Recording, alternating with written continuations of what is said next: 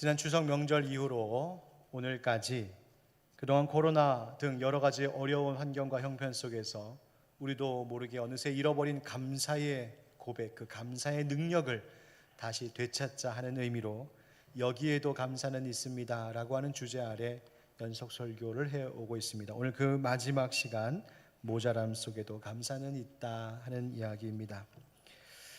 조선 중기 정치인이자 시인이었던 송익필은 족부족이라고 하는 제목의 조금은 긴 시 한 편을 지었습니다.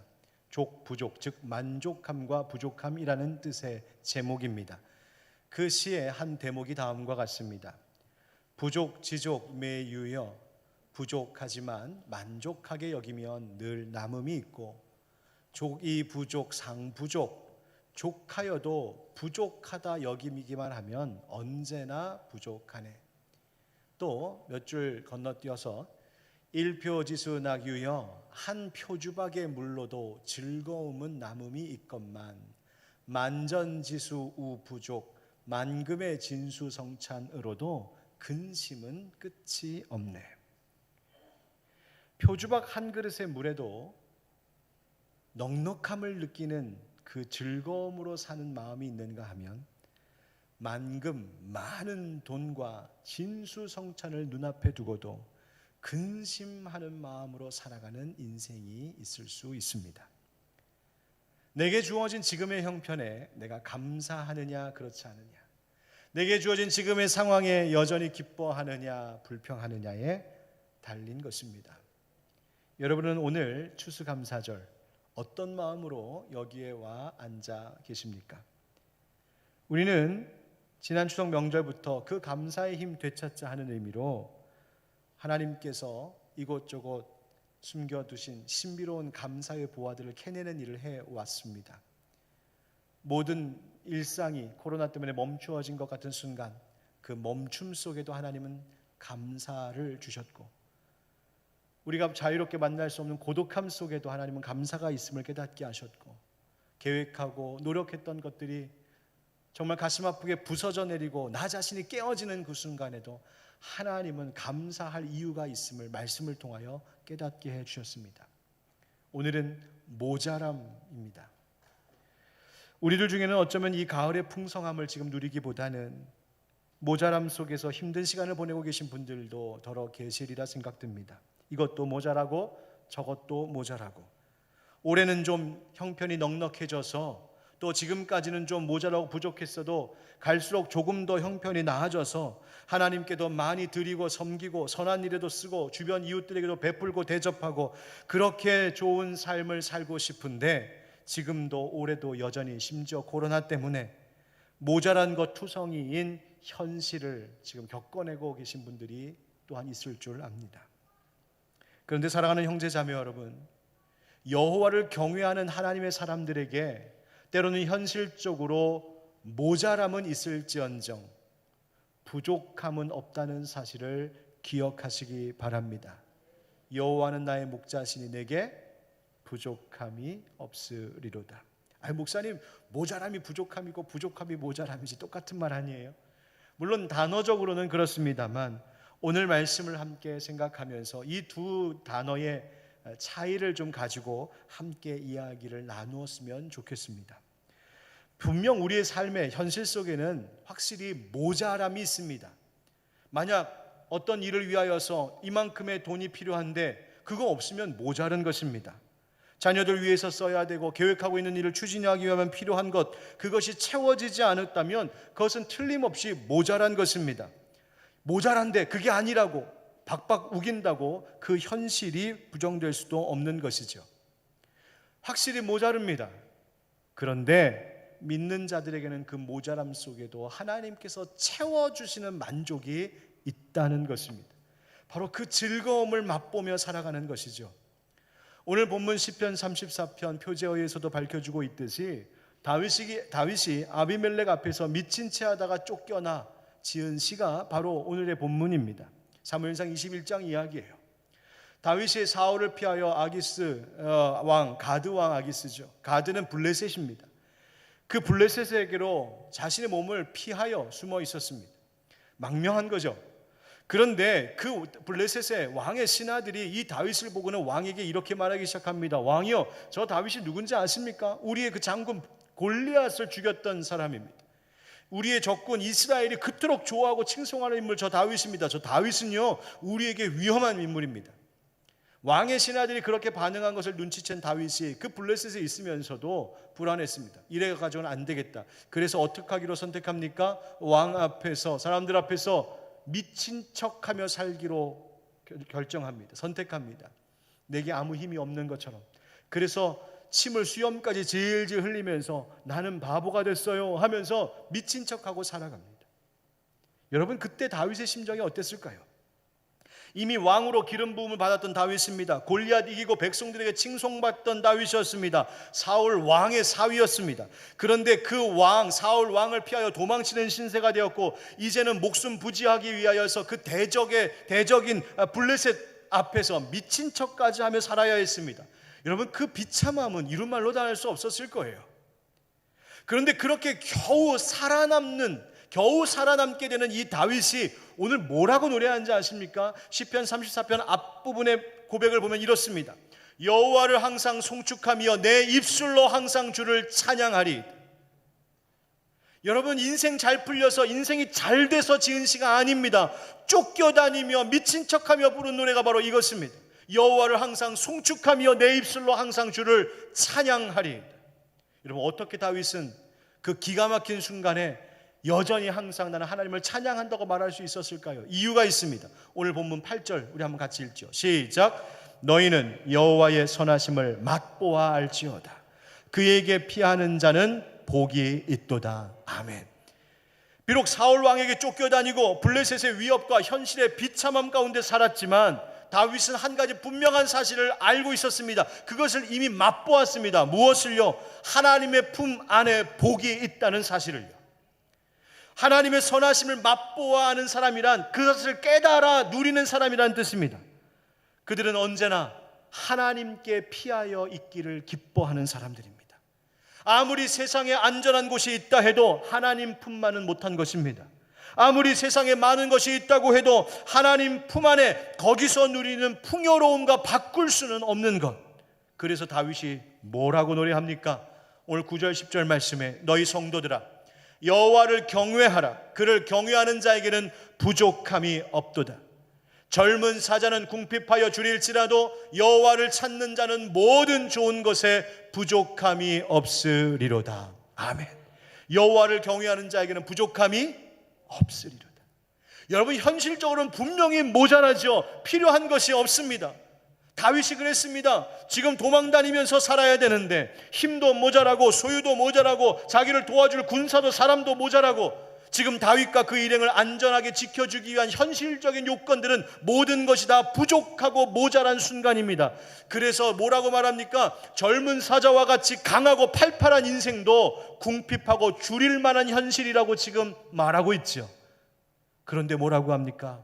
여호와를 찾는 자는 모든 좋은 것에 부족함이 없으리로다. 세계 1차 대전 중 독일 해군들은 해전, 바다에서 전투를 하다가 배가 침몰되면 며칠 혹은 몇 주까지도 그 바다에서 표류해야 하는 일들이 있었답니다. 그런데 그 망망대해에서 표류하고 있는 그 극한 상황 가운데 병사들이 죽어나가는데 그 중에 항상 먼저 죽는 병사는 젊은 병사들이었답니다. 나이가 오히려 조금 든 병사들은 버티고 있는데 젊은 사자처럼 건강한 그 젊은 병사들이 먼저 죽는 거예요. 그런 이해할 수 없는 일이 계속 반복되었습니다. 왜 그럴까? 그런데 이유가 거기 있었습니다.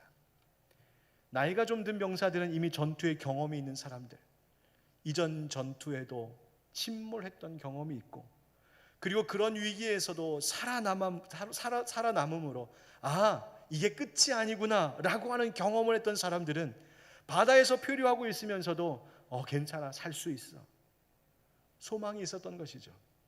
그런데 젊은 병사들, 그 전투에 처음 참전했거나 경험이 없는 병사들은 그 위기 속에서 건진받았던 경험이 없으니 절망하고 그 공포 속에서 그 상황을 도무지 이겨내지 못한 채 스스로 포기하고 만 것입니다. 우리 사랑하는 형제자매 여러분, 비록 내가 젊은 사자처럼 튼튼하지도 못하고 가진 힘도 물질도 없어도, 그래서 이것도 모자라고 저것도 모자란 것 같지만, 내 삶 가운데 여호와를 경외하며 하나님을 섬기며 사랑할 때마다 그 놀라우신 하나님께서 나의 인생 가운데 그 위기와 공포 속에서 건져주셨던 은혜, 그 경험이 있고 그 감사를 아는 사람들은 지금 닥친 내 인생의 위기 속에서도 여전히 건져주실 하나님에 대한 확신으로 말미암아 때로는 모자람은 있을지언정 내 영혼의 부족함은 없음을 깨닫게 되는 것입니다. 여러분, 지금 제 뒤에 가득 써 있는 이 감사의 제목들을 쓰신 성도들, 기도의 제목들을 쓰신 성도님들, 여러분, 이분들에게 어찌 모자란 것이 없겠습니까? 어찌 더 필요한 것이 없겠습니까? 그런데도 감사할 수 있는 이유가 무엇입니까?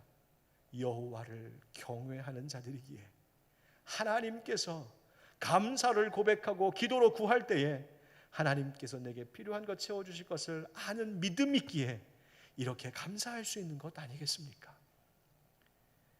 여러분, 모자람은 있지만 여전히 우리의 영혼을 만족시키시는 분이 우리 여호와 하나님이신 줄 믿습니다. 그러면 모자람 속에서도 우리가 감사할 수 있는 이유가 무엇일까요? 성경에는 이런저런 이유들로 모자라 어려움을 겪었던 경우들이 여러 나와 있습니다. 그 중에 대표적인 이야기 하나가 바로 가나 혼인잔치 이야기입니다. 예수님께서 물로 포도주 만드신 사건이지요. 요한복음 2장에 나오는 예수님께서 공생애를 시작하시면서 첫 번째로 보여주셨던 표적이 바로 그 혼인잔치에서 물로 포도주로 만드신 것입니다. 혼인잔치 집에 포도주가 떨어졌다는 것은 흥이 깨지고 기쁨이 사라지고 그 주인에게는 부끄러운 일이었습니다.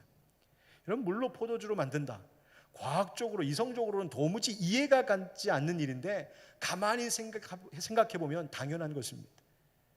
말씀으로 온 세상의 천지 만물을 창조하신 하나님이십니다. 아무것도 없는 무에서 유를 창조하신 하나님, 그 하나님께 물로 포도주 만드는 것쯤은 너무나 당연하고 자연스러운 일이었습니다. 유한한 피조물인 우리들, 그럴 만한 능력이 없는 우리들에게는 그 일이 기적같이 보이지만, 이해할 수 없는 일이지만 물로 포도주 만드는 것, 하나님께는 너무나 자연스러운 일이었습니다. 그런데 여러분, 이 잔치집, 이 가정에 왜 포도주가 떨어졌을까 혹시 생각해 보셨습니까? 그날따라 하객이 너무 많이 왔을 수도 있고, 아니면 그날따라 오신 손님들이 너무 많이 마셔서 금세 동이 났을 수도 있겠는데, 저는 이런 상상을 해봤습니다. 제 상상입니다.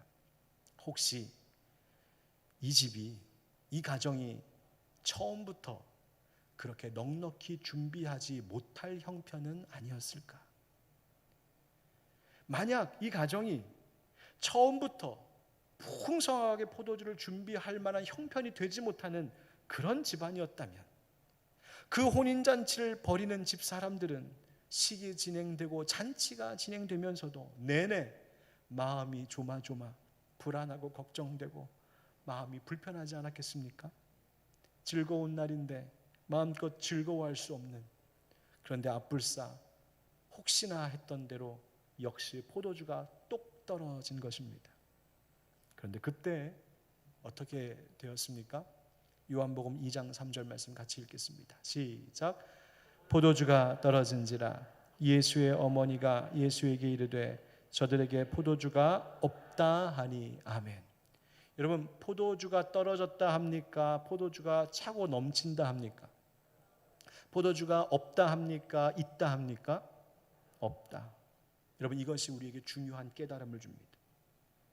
예수님의 그 표적, 예수님의 그 능력, 예수님의 놀라운 은혜가 나타났던 자리는 차고 넘치는 자리, 모든 것이 필요한 대로 다 있는 자리가 아니라 필요한 것이 오히려 똑 떨어진 자리, 있어야 하는데 없는 그 자리에 예수님의 표적의 능력이 나타났다는 사실을 기억하시기 바랍니다. 이것이 은혜입니다. 혼인잔치에서 포도주가 모자라다는 것은 인생의 슬픔과 연약함을 상징적으로 보여주는 일이기도 합니다. 그런데 그 모자람의 자리가 도리어 예수님의 그 기적을 불러일으키는 현장이 되었다는 것. 여러분, 우리의 삶 가운데 모자란 것이 있다면, 사람의 힘으로 도무지 채울 수 없는 어떤 빈 곳이 있다면, 그곳은 하나님께서 나에게 그분의 능력과 기적을 보여주시기 위하여 미리 예비해 두신 자리임을 기억하시기 바랍니다. 따라하십시오. 기적을 보게 하시니 감사합니다. 네, 바로 그것입니다.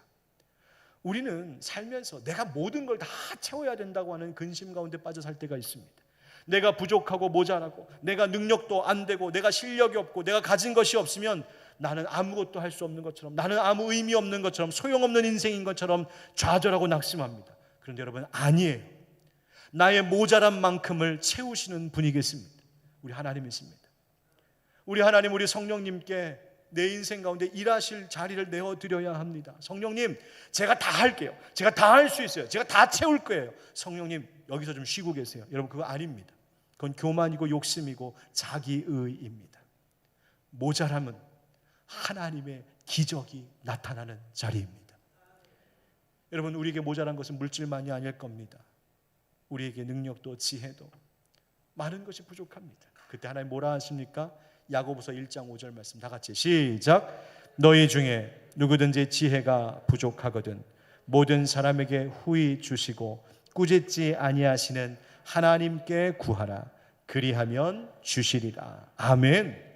여러분, 우리에게 모자란 것이 있다면, 그것이 지혜이든 은사이든 물질이든 간에 우리에게 모자란 것 있는데 그것이 하나님 보시기에 꼭 필요한 것이라면 하나님께서 그 모자란 것들을 채워 주실 줄 믿습니다. 여러분, 또 필요한 것이 있는데 모자라 어려움을 겪었던 이야기가 있습니다. 우리 잘 아는 오병이어. 요한복음 6장을 비롯하여서 마태복음, 마가복음, 누가복음 모든 복음서에 동일하게 나오는 이야기입니다. 예수님의 말씀을 듣기 위해 많은 사람들이 바글바글 예수님 앞으로 모여들지요. 굶주린 사람들이었습니다. 배고팠습니다. 예수님께서 그 순간에 제자 중 빌립에게 시험하여 이렇게 물어보시죠. 얘야, 우리가 어디서 떡을 사서 저 많은 사람들 다 먹일 수 있을까? 그러자 빌립이 재빠르게 머리를 굴립니다. 따다다닥 계산해 보니까 답이 딱 나왔어요. 예수님, 저 모든 사람들에게 다 조금씩 걷어서 모아도, 그래서 나눠도요 200데나리온의 떡은 부족할걸요? 계산해 보니, 인간적으로 너무 똑부러지게 계산해 보니 부족했습니다.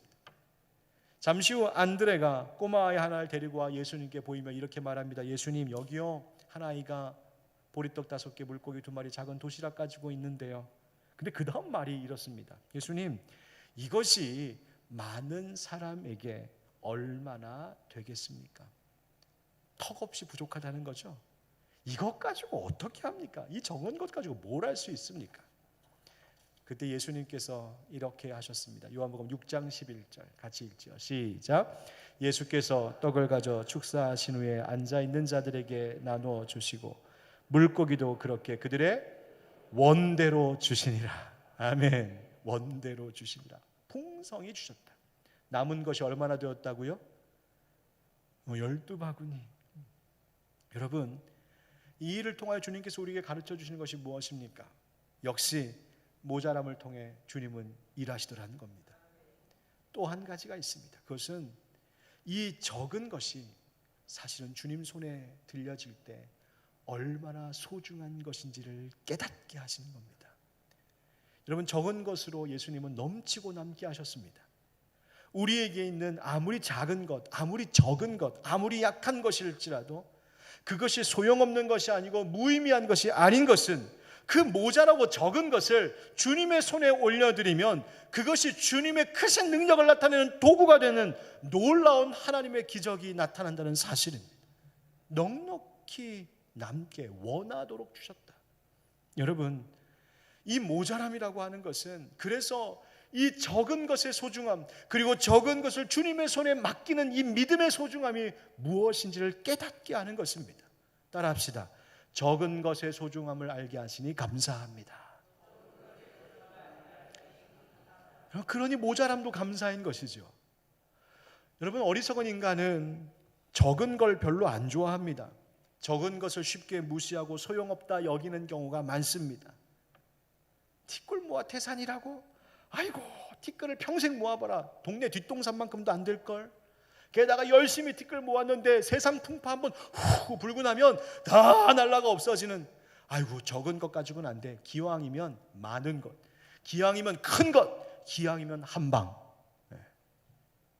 여러분 뉴스 보니까요, 코로나가 터지면서 로또 판매량이 엄청나게 증가했답니다. 올해 상반기 복권 판매량이 역대 최고 수준이라고 합니다. 혹시 여러분 주머니나 지갑이 있으십니까? 잘 되었으면 좋겠습니다만, 여러분 심정은 이해가 가지만 여러분, 그러나 우리는 우리에게 주어진 그 적은 것의 소중함을 잘 알아야 됩니다. 아무리 적은 것, 아무리 아무것도 아닌 것 같다 할지라도 하나님이 내게 의미 없이 주신 것은 없기 때문입니다. 모자람이 감사입니다. 내 연약한 몸도 감사요, 나의 넉넉지 않은 소유도 감사요, 위기도 많고 어려움도 많은, 눈물도 많은 우리의 가정, 우리의 직장, 우리의 모든 형편, 그러나 그것마저도 감사입니다. 왜요? 그 적은 것 주님 손에 올려드릴 때에 그 아무것도 아닌 것 같은 어린아이의 도시락 같은 나의 그 헌신을 주님께서 귀하게 여기시고 그 적은 것을 통하여 하나님의 위대한 일을 이루실 것이기 때문입니다. 거기에 은혜가 있는 거예요. 또 모자라 어려움을 겪은 이야기가 있습니다. 초대교회 성도들에게 넉넉할 것이 없었습니다. 예수 믿게 되었다고 해서 갑자기 그들의 형편이 막 좋아진 것 전혀 아닙니다. 여전히 가난했고 여전히 어려웠습니다. 물질적인 모자람을 늘 겪으며 살아야 했습니다. 그런데 많은 것이 모자란데 성도들의 삶은 어땠을까요? 사도행전 2장에 이렇게 증언하고 있습니다. 믿는 사람이 다 함께 있어 모든 물건을 서로 통용하고 또 재산과 소유를 팔아 각 사람의 필요를 따라 나누어 주며. 사도행전 4장에도 유사한 말씀이 있습니다. 그 중에 가난한 사람이 없으니 이는 밭과 집 있는 자는 팔아 그 판 것의 값을 가져다가 사도들의 발 앞에 두매 그들이 각 사람의 필요를 따라 나누어 줍니다. 아멘. 모자란 것은 분명히 있었습니다. 현실적으로 모자랐습니다. 그런데 가난한 사람은 없었답니다. 무슨 말인가요? 자기에게 있는 것 더 많이 가진 사람이 그것 팔아 그것 하나님 앞에 드려 서로 나누었기 때문이라는 것입니다. 로마의 기독교 핍박이 더욱더 심해지면서 초대교회 그리스도인들은 더 많은 어려움을 겪었습니다. 신앙을 지키며 살기 위한 대가는 정상적인 사회생활, 경제활동에 제약받는 것이었죠. 황제 숭배를 거부하는 그리스도인들에게 안정적인 직장생활이나 활동은 전혀 보장되지 않았습니다. 그러니 모든 것이 항상 모자랐겠죠. 특히 그 중심에 있는 예루살렘 교회는 너무나 큰 어려움이 있어서 사도 바울은 그가 개척한 교회, 이방에 있는 교회들을 두루다니며 연보를 거두었습니다. 즉 구제 헌금을 모았다는 말이에요. 그리고 그것을 전하지요. 그 일을 진행하고 있을 때 사도 바울이 이렇게 고백합니다. 고린도후서 9장 11절 12절 같이 읽읍시다. 시작. 너희가 모든 일에 넉넉하여 너그럽게 연보를 함은 그들이 우리로 말미암아 하나님께 감사하게 하는 것이라. 이 봉사의 직무가 성도들의 부족한 것을 보충할 뿐 아니라 사람들이 하나님께 드리는 많은 감사로 말미암아 넘쳤느니라. 아멘. 여러분, 물질이 넉넉해서 감사한 것이 아니라 그 없는 중에 더 어려운 이들을 위하여서 헌신하고 베풀고 섬기는 그 사랑의 일들이 넉넉함으로 저들 가운데 채워지는 은혜가 있었다는 말입니다. 여러분, 모자람이란 우리 예수 믿는 자들에게 우리 서로를 서로 사랑으로 더 돌보고 채우게 하는 은혜가 있습니다. 주님께 받은 그 은혜, 예수 십자가의 은혜로 구원해 주신 그 놀랍고 크신 그 눈물 나는 그 사랑, 그 은혜를 맛보아 아는 백성들은 다른 이들의 없는 것을 볼 때 자기의 것으로 보충하여 채우는 일에 힘썼다는 말입니다. 여러분, 모자람은 서로 채우게 함으로, 서로 더 사랑하게 함으로 우리를 든든히 감사하게 하는 이유가 되는 것입니다. 한번 따라 하실까요? 서로 사랑으로 채우게 하시니 감사합니다. 우리 하늘빛 광성교회가 이제 만 6년 되어가고 있습니다. 제가 2부 때 실수해서 만 5년 되었다고 했는데 잘 따져보니 만 6년 되어가더군요. 세월이 그렇게 막 흘러갑니다. 지난 세월 하나님께서 여기까지 이 교회에 인도해 주셨습니다. 올해와 내년은 우리 교회에 있어서 참으로 매우 중요한 시간이었습니다. 그래서 계획 세웠던 것도 많고 하려고 했던 것들도 많고 도전하는 것들이 많았는데 앞불사 코로나 터지면서 많은 것들이 막히고 어려움이 있었습니다. 그런데 놀랍게도 올 한 해의 모든 것들을 다 결산하면서 살펴보다 보니 하나님께서 해야 할 일들 할 수 있게 하신 것 깨달았습니다.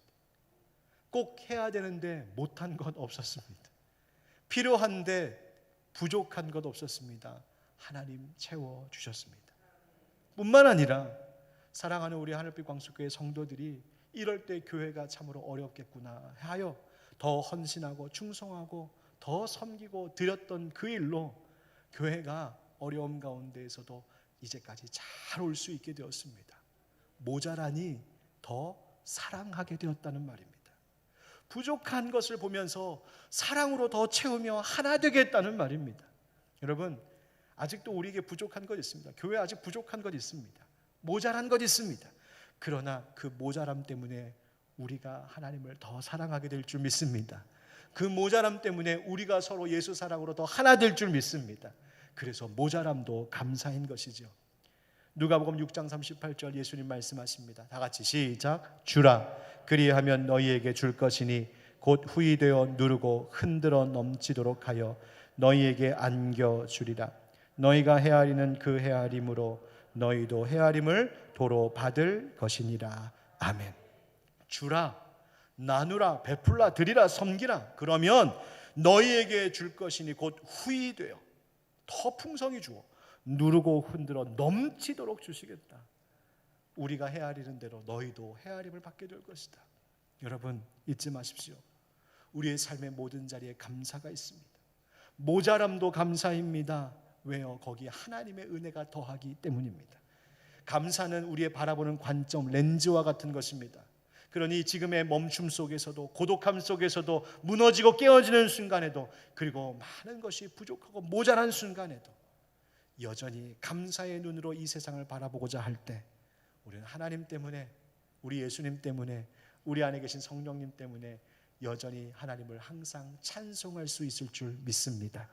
그런 여러분, 또 그런 이 가을, 그런 오늘 추수감사절 되시기를 예수님의 이름으로 축원드립니다.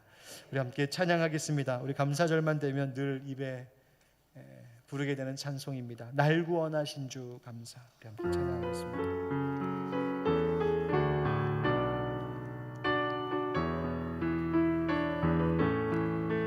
날 구원하신 주